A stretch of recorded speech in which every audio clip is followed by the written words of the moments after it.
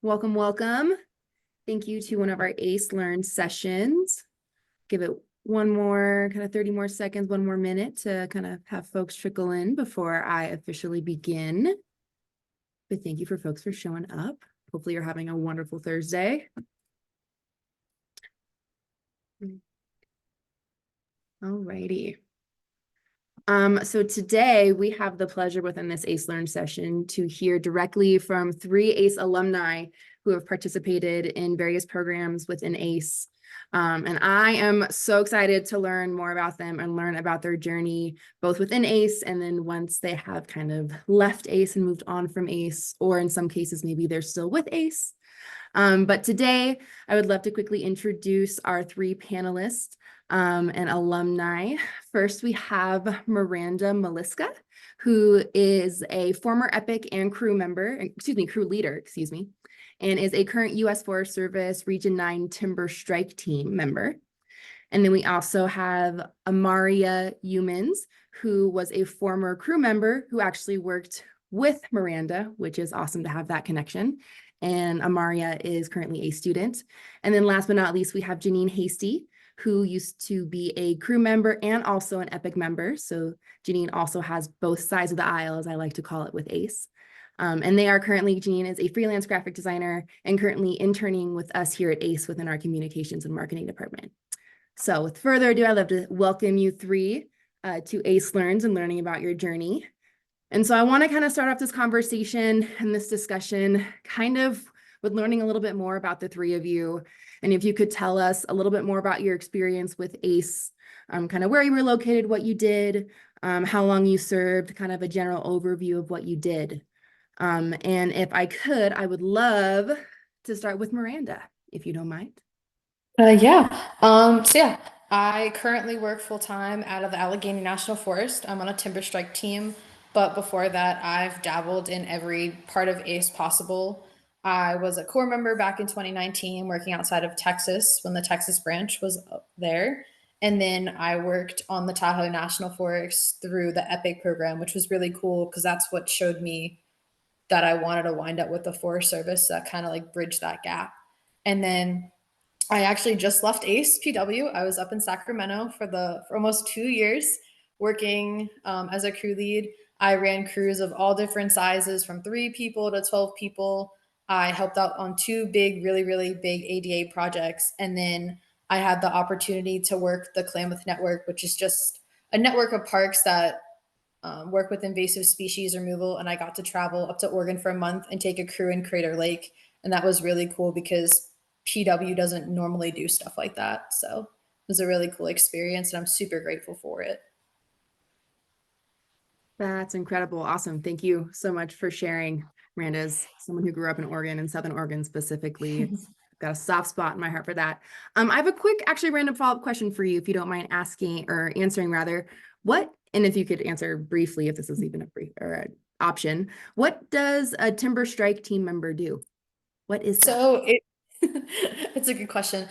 So we work primarily with different forests throughout the entire region of Region 9. So I get to travel this year to Michigan. We were up in Escanaba, Michigan a few weeks ago, and then we get to go back for 2 months. We get to go to Vermont, New Hampshire, and West Virginia. And we're primarily helping out with marking timber for different sales. So the sale we're going to work up in a few weeks up in Sault Ste. Marie and St. Ignace, Michigan is a start to finish where we'll be laying it out, marking the boundary, and then cruising it at the end of the day and marking it for timber. Oh, that's that's incredible. That's a lot of travel. I had no idea. I didn't also realize that Region 9 was that large. That's really cool. It is yeah, there's like a different pod, like we're considered like different pods, and like we're one pod, and there's like 3 or 4 more throughout the whole region. Oh, very cool. Very cool. Thank you very much for that. I really appreciate it.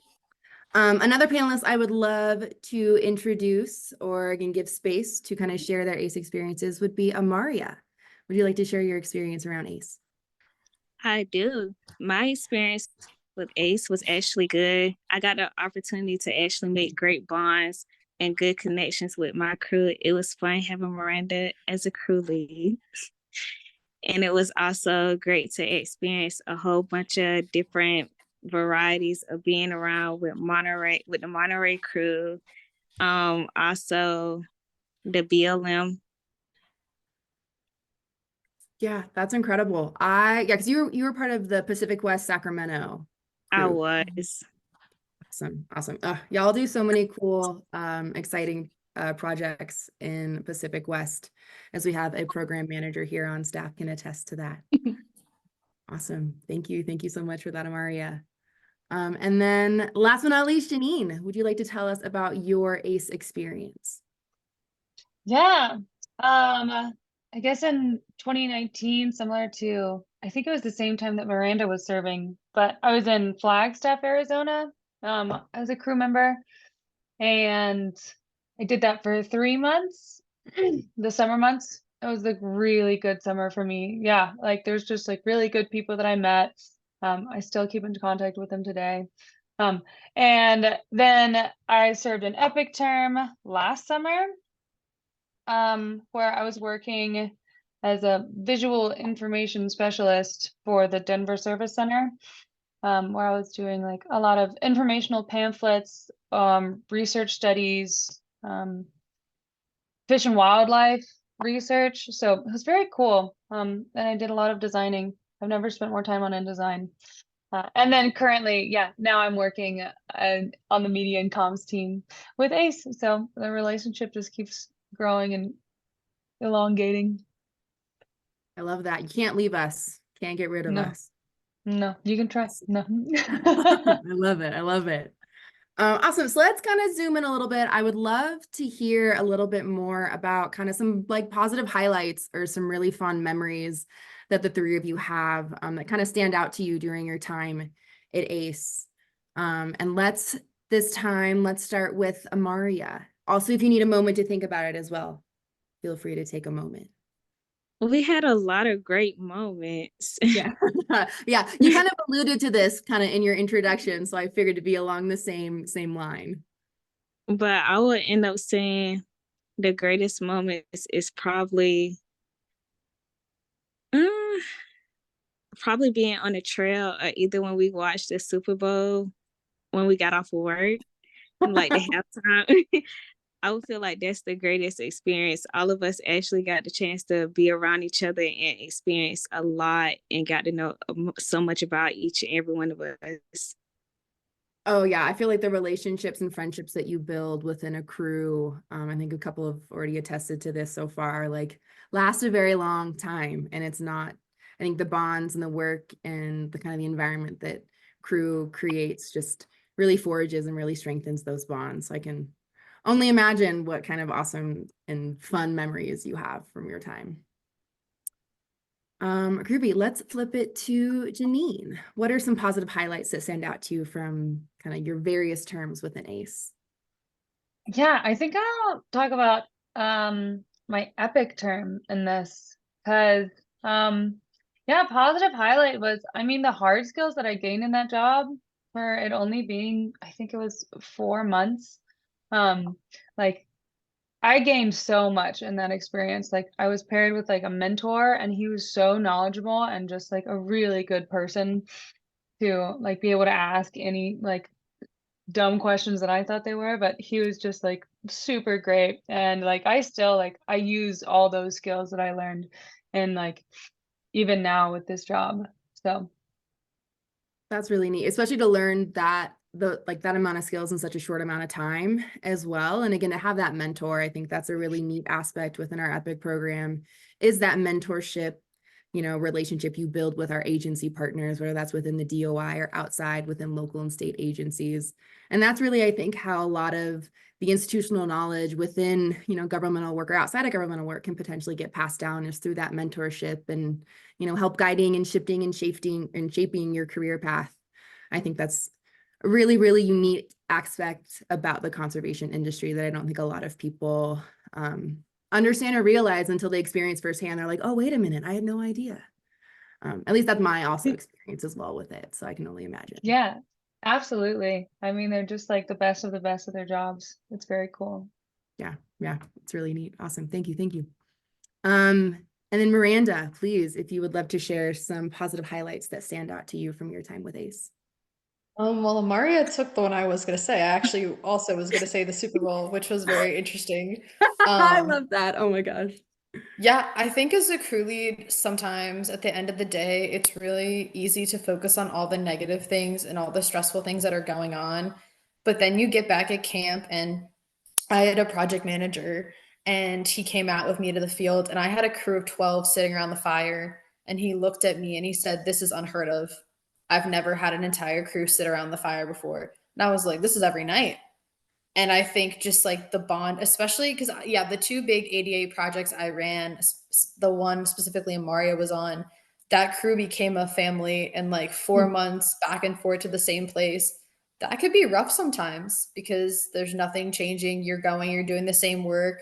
Oh, yeah. And trail work's not easy work. It's the hardest thing out there. And I think just like the friendships and the memories, but also like the life skills. And I think that's a big thing that a lot of people don't realize is that it gets so overlooked. I taught people how to cook. People learned how to clean for themselves, and then they're learning the responsibility of like waking up in the morning, or just like time management and professionalism. And like there's so many positive things that come out of it. Like I'm very grateful that like, yeah, even though there were stressful times, like you have to like focus on the positives because those make the end of the day so much more worth it. Oh, 100%, 100%. And again, learning those life skills, I think, is invaluable. And again, very little industries outside of conservation that I've experienced and worked in, you get that full encompassing, almost like holistic, again, like life experiences alongside professional experiences. And yeah, that's awesome. Awesome. I want to flip it a little bit. You kind of alluded to this a little bit, Miranda, just kind of, trying to focus on the positives rather than the negatives. But I would love to focus a little bit on a challenge or two that you had faced specifically within your terms of service. And not just like, what your challenge was, but how did you potentially grow from it? How did you learn? How did you adapt? What did you do from that challenge? And let's start with Janine this time, if you don't mind. Yeah. I mean, I think my highlight is also, it was a highlight because it was also a low light. Yes, Um, love those. like I think like, I mean, I had a really hard time for the first like month or so of like the turnaround for projects. And like, I mean, they gave a lot of time, but I think like those hard skills I just did not have, and it took me a really long time to build those. Are you talking So specifically yeah. like crew? Sorry to interrupt. Are you talking like specifically for crew and those hard kind of manual labor skills that you learned? It's for Epic, like the same Like, thing that I'm oh, like, oh, I'm using InDesign, like these softwares. yes. And Okay. it's like Okay. those softwares are really tough, and I really struggled with like the tech and like learning. Like there's just a learning curve with them. So yeah, I think that that was like a big challenge in the beginning. But I mean, it turned into a highlight because now I have learned it. Well, and again, coming back to Yeah. that mentorship aspect that you kind of were talking about in our previous question, right? I'm sure having a mentor really helped kind of learn those skills and helped guide you. I know as someone who's, we were talking about this earlier in the day, I am not a fan of technology sometimes. I just, as a millennial, I should be, but I'm not. And so it's nice. I'm sure it would have been nice for me to have like a mentor or someone to help guide me through some of the software that you're learning for your position, especially if it's newer or a little bit more advanced than, you've had to work with in the past. Yeah, I think I needed somebody to like baby me and hold my hand. That's fair. It That's was fair. nice. Sometimes we need some help. That's okay. It's okay to ask for help. That's awesome.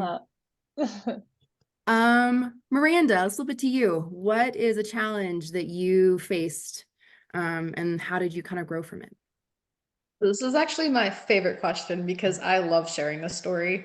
I love. I was, as a crew lead specifically, there were two things that like really got me down. I was told by someone that I was only a production-based crew lead, and that I let my emotions get in the way of my work. And I think like the biggest struggle with that all was like being a strong independent like female in such like a male dominated industry. Like I've ran a lot of male crews. The crew I'm currently on is a male crew. And I Hmm. think like that's just like been a constant struggle of like the thought of having to prove yourself. And I actually had a coworker say to me this week when I told him I was doing this panel, he was like, you never have to feel like you have to prove yourself. And I said, I know I don't have to, but that's always going to be a thought. especially because I've dealt in so many challenging situations with not even just like project partners, but just like crew members I've worked with, or Mm, like everywhere you go, it's like you feel like you have to prove something. So I mm, think it was the most challenging thing I had to overcome. And I did that by just like reassuring myself, completely opening up to my project manager, like telling him what was going on, and just like taking the steps to like better myself, because I yeah. would have left Ace a long time ago if I let those like little things get to me. And like it's very cheesy, but like you just can't give up. Like you want that, that's the easiest thing. But I feel like in those times when things are most challenging, that's when you learn the most about yourself. Oh, 100%. I agree with that last statement. I tell a lot of when I was an Epic member manager, I feel like a lot of growth comes from that uncomfortable space that you sometimes have to be in. And that's kind of where that big growth comes from, and being able to pivot and learn.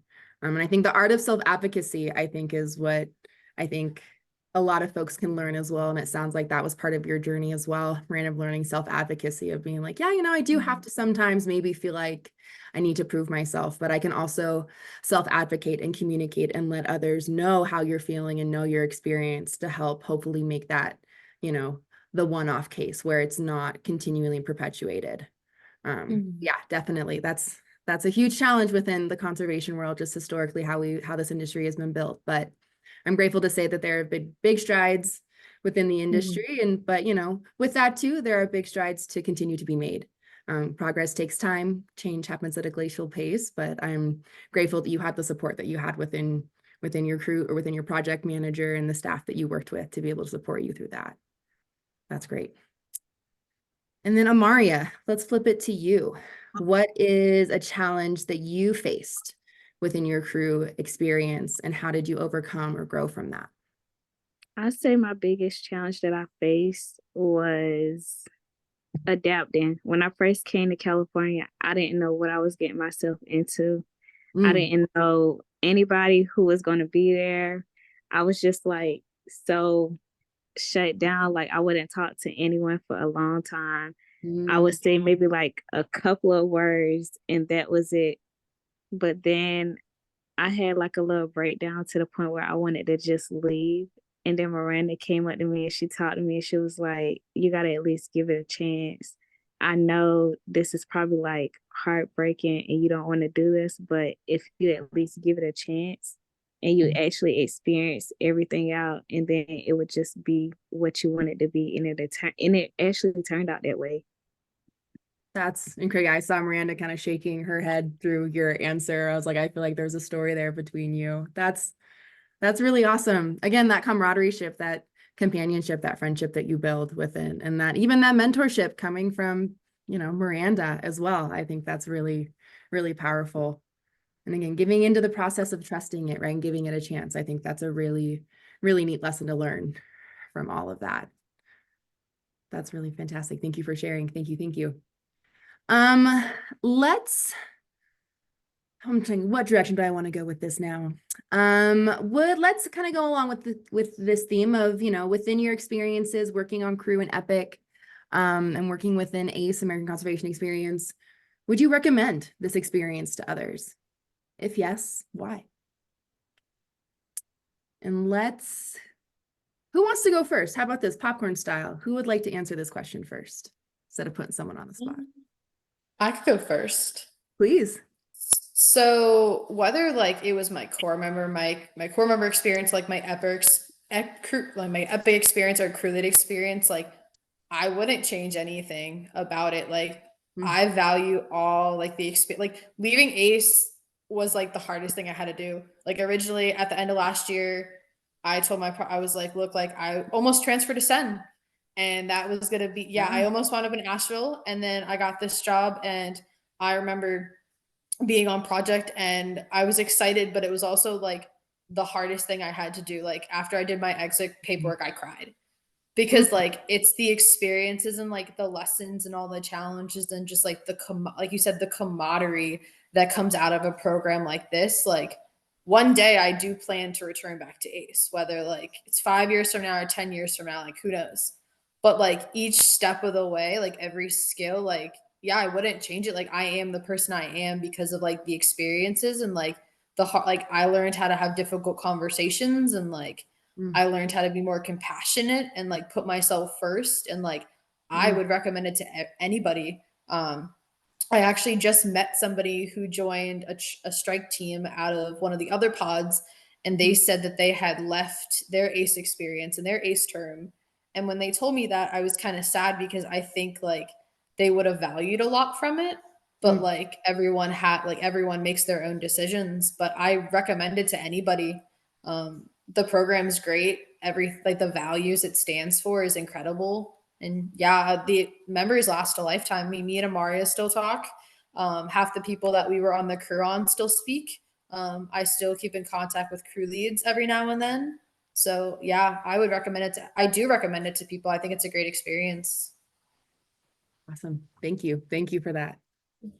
Who would like to speak next? Who would recommend ACE? I'll go. I would recommend ACE. It's a good experience, especially if you're trying to learn or get into trail work. Also, from the Monterey crew, they also said that this would be a great experience if you want to build long-term friendships.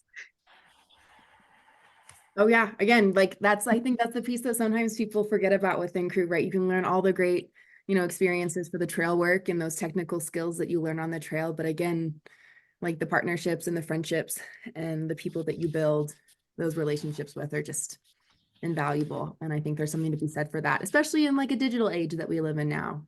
I think building those in-person connections and relationships are really, really valuable. So I'm glad that is echoed.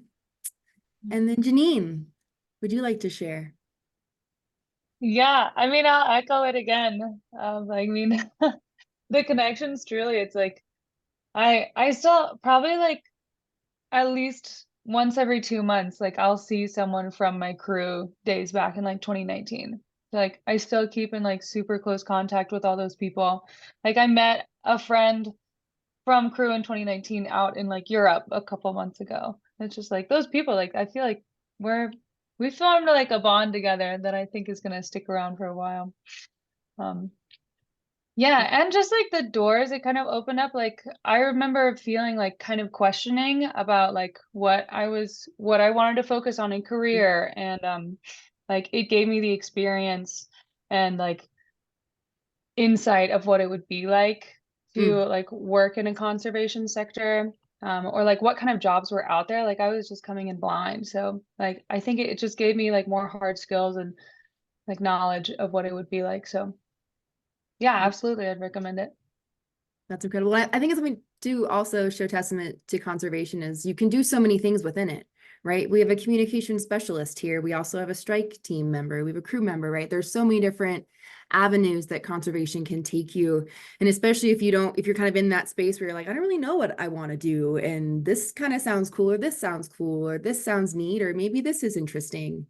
And I think there's really cool niches and pathways to be found within conservation with a lot of the positions that we offer here at ACE, which I think is great because it shows testament. Again, they're stepping stones for you all within your career path of learning, what you enjoy, what you don't enjoy, lessons learned, those challenges, and again, all those positive experiences. One question I would love to know is how did you find out about ACE? How did ACE come into your life? Where kind of, if you remember, if it was just kind of like, I don't know, it just showed up one day and here I am. Sometimes people have that response which I love. But yeah, how did ACE kind of come into your life? I could go first. So between my sophomore and my junior year of college, I Googled environmental internships into Google because I wanted something more sustainable, like because I have a bachelor's in GIS and a Mhm. bachelor's in environmental science from Hofstra University.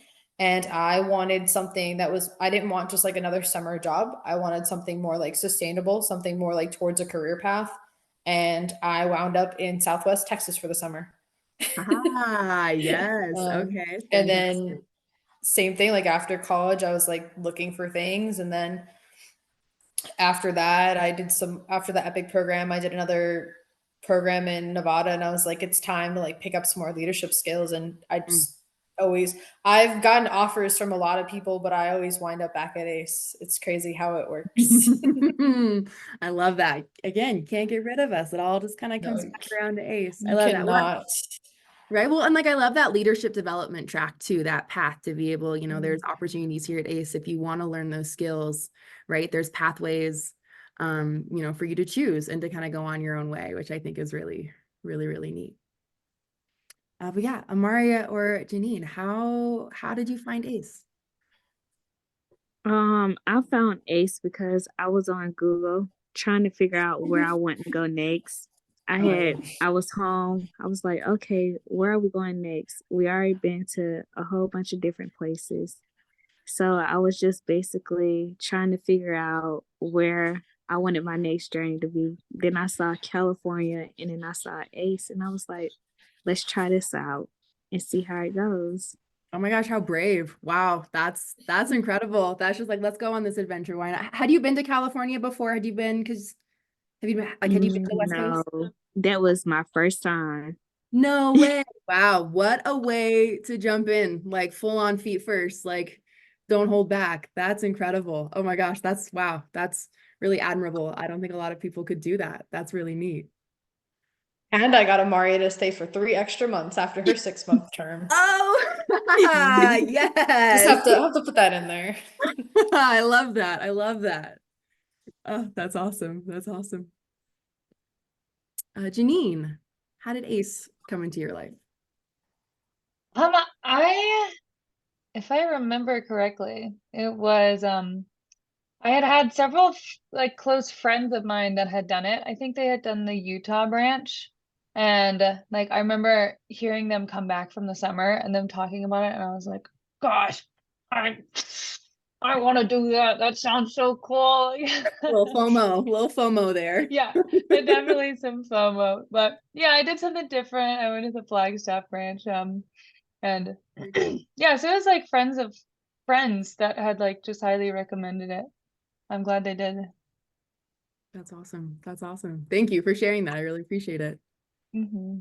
Another question I've got, kind of pivoting a little bit, kind of to life after ACE. What are your future plans? What are your goals?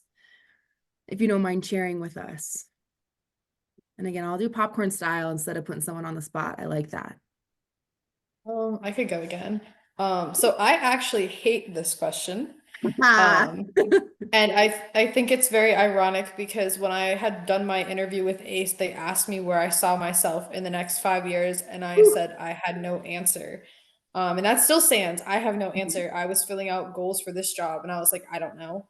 Um, I learned through ACE that I don't want to just like work up a corporate ladder. I don't want to just Mhm. like check the boxes off. I like being in the field as much as possible. I do want to become like a qualified cruiser for this region in the next year. That'd be really cool. But yeah, I also want to one day get back into nonprofit work. And I also want my master's in forestry. So I don't know how that's all Mm. going to work out, but I want to work.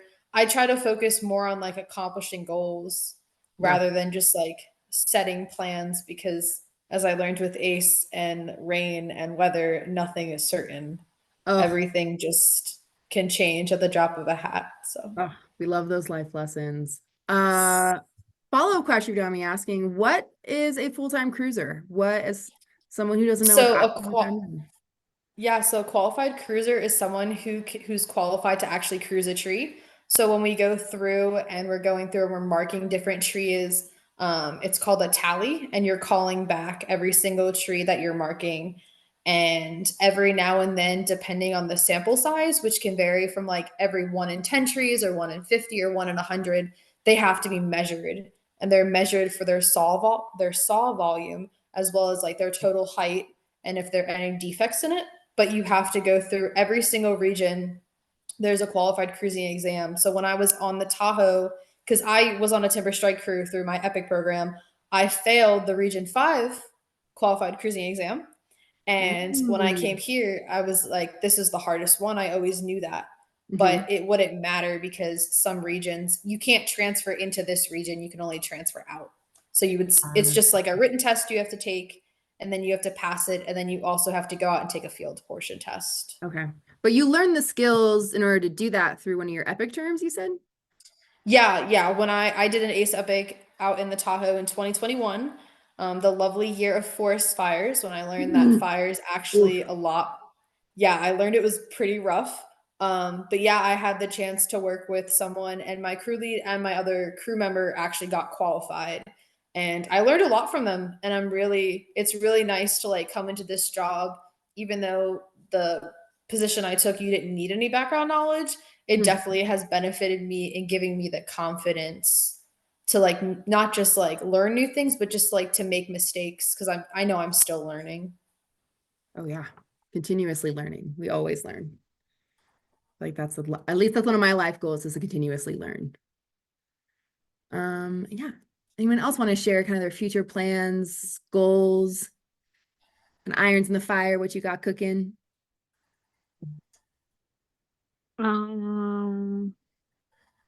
I say my future goals. I'm actually currently in college taking anatomy and physiology. This is my second time taking it. I've also taken anatomy and physiology in college. It's not an easy class. That is not easy material to learn. Good for you. Oh, good Nope, for it's you. not. Oh, those are like, yeah. Oh, yeah, I remember that actually very vividly. I sympathize with that. Good luck. You got this though, second time around. Hopefully now things are like soaking in, sponging it up a little bit. It is. Good, good, good. Janine. All right. Future goals. Yeah, it is a tough question, but I mean, I think a future goals is like, I mean, I think I've just learned that like working for nonprofits and organizations that like align with my morals is just like my goal. Like I want to work with companies that are doing good stuff. And like normally that aligns with working with really cool people. So like I'm interested in like seeing other conservation or like food equity programs. Like I have a lot of interest in like marketing. I think is a really good place for that, of just like helping a really good organization in growth. So a broad goal, but yeah, Oh yeah. that's what I've got. I like that. I like that. There's a lot of different ways to achieve that goal in a lot of different ways, which is really neat. Awesome. Thank you. Thank you. Those were all the questions that I had lined up for us this afternoon and evening. And I wanted to open it up to our audience and also our other panelists. If you had questions for the panelists within this space.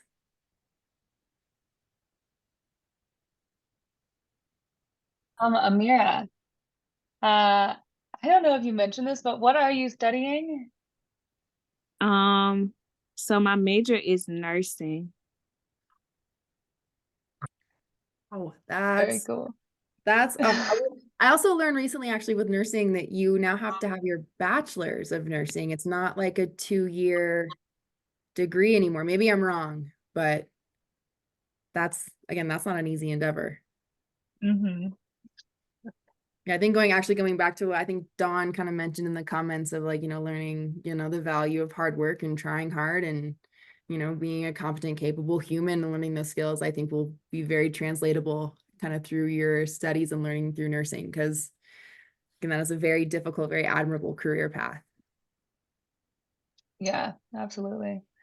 I really loved hearing Miranda's and Amira's story, getting to know y'all. It's just very cool. Y'all had me smiling ear to ear. Ooh, looks like we've got a great question from Emma in our chat. Do any of you have a favorite trail, park, or site that you worked on during your ACE term? Well, I have an answer for that. So I got to work in almost every national park in California, and I've visited almost every national park in California just by saying yes. When I agreed to do that Klamath Network project, they had a crew lead that they originally hired that dropped out, and I was so in over my head. I had no idea what I was really getting into, but I got to work in Whiskey Town National Park. I took crew to creator lake for a month. I got to work in Lassen Volcanic National Park, Yosemite.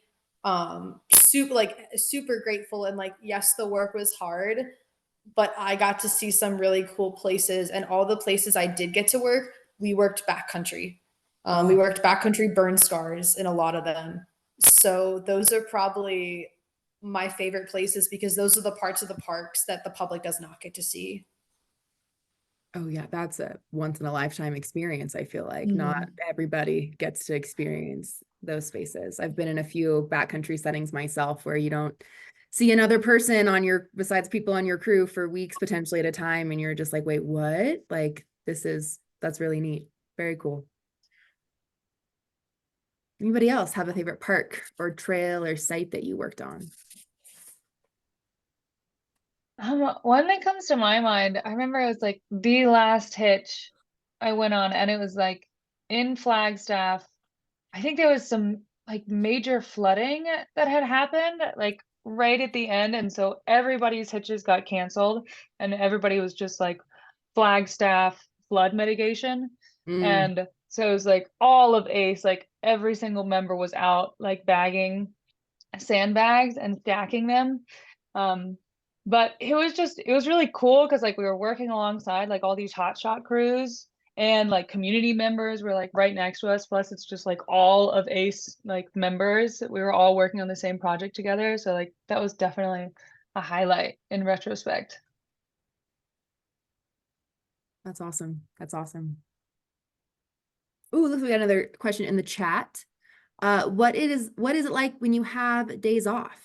So within our crew model, for the most part is 8 days on, 6 days off. There are some exceptions with 4 days on, 3 days off, or 5 days on, 2 days off.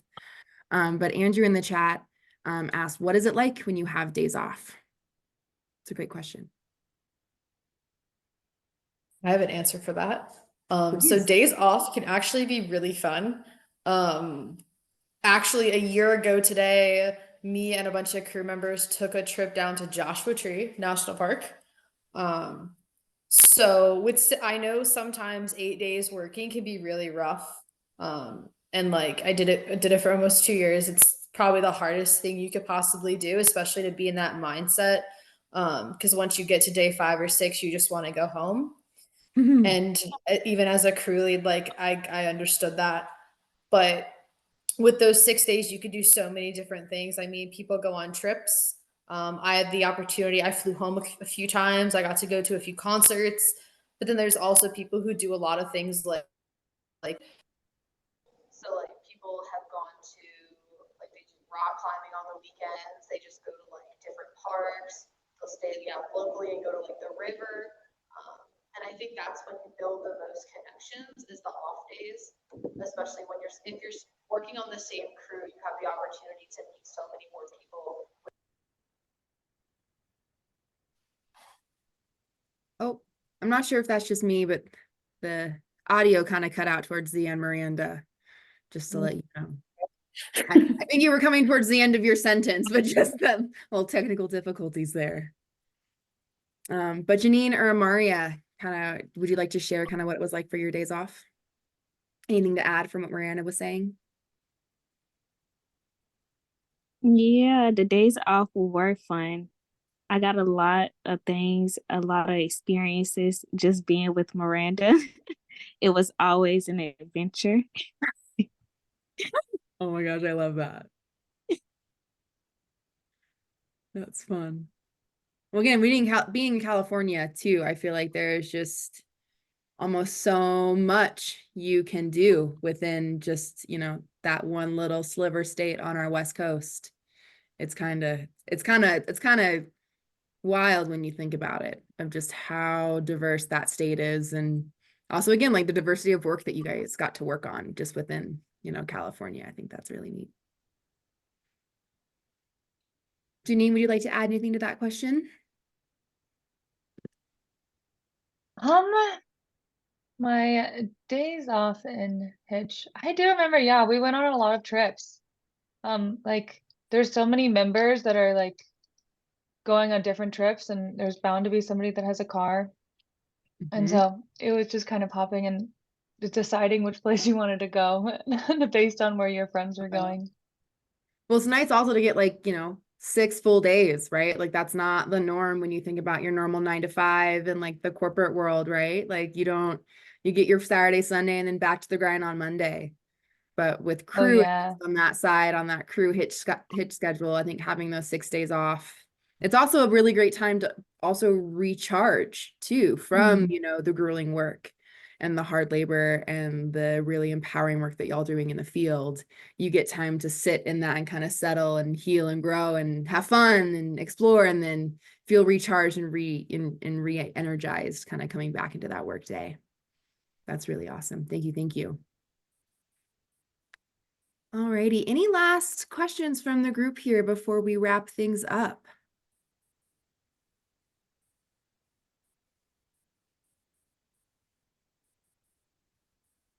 I have a favorite question that I ask at end of terms. Please, thank you, And Dawn. I ask you to dig deep and share what you really learned about yourself. Ooh, All oh my out gosh, challenge with your feet to the fire. I love that. I love that. I have my answer. So my thing that I learned is that I am good enough.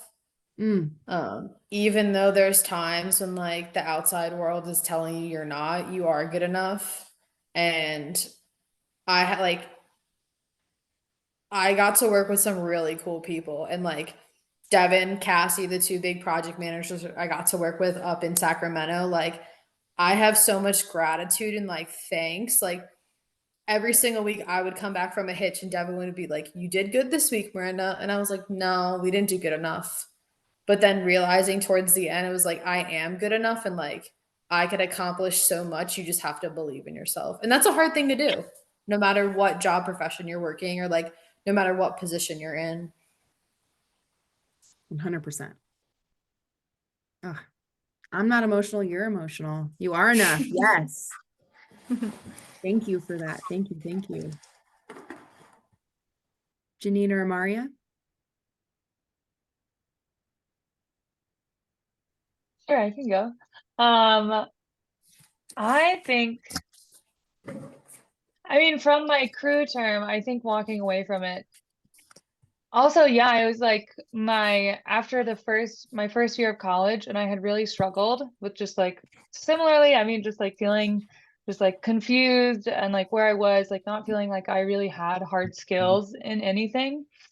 And I remembered like walking away from it and being like, oh wait, like I've still got it. I've still got it. Like I can meet people, like um there's so many people that are out there that are doing really good work. And I have all these hard skills now that I didn't have before. And yeah, feeling empowered. Like I would agree with everything you just said, Miranda. Like I think it is a place that you walk away from being like, wait, I really did something. Like Mm. that feels good. Oh, that's beautiful. That's beautiful. Amaria, would you like to share? I would probably say mine is I belong. I used to feel like I wasn't just like good enough to just do any type of work. But then I was like, you know what? No, I can do anything that I want to do. But for me to Yes. take a big step out there and just go to California, just me by myself and leaving my family, that was such a big achievement for me. Oh, that's huge. That's huge, taking that big leap. And 100% you belong and you are enough. And I'm so grateful and happy that you found that experience within ACE, within your crew, and to have an amazing crew leader like Miranda to help foster that for you. That's incredible. Thank you for that question, Dawn. That was a beautiful question. Thank you. Thank you. Any last minute thoughts or questions for the group before I let you all go for the rest of your Thursday?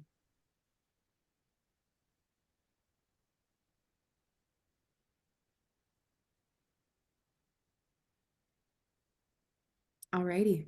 I think with that, thank you